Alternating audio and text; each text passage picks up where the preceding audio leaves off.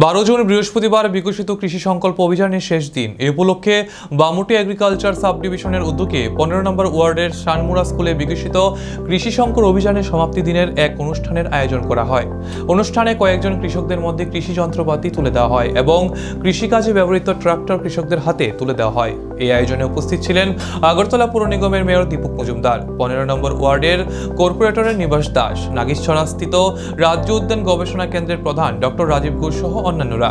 সমৃদ্ধি, সচ্ছলতা আর আত্মনির্ভরতার অঙ্গীকার শীর্ষক ভাবনায় এই আয়োজন শুরু হয়েছিল গত 29 মে থেকে। পৌর নিগমের মেয়র দীপক মজুমদার এই অনুষ্ঠানের বিষয়ে বিস্তারিত প্রতিক্রিয়া ব্যক্ত করেন সংবাদ মাধ্যমের মুখোমুখি হয়ে। আমাদের কেন্দ্রীয় সরকারের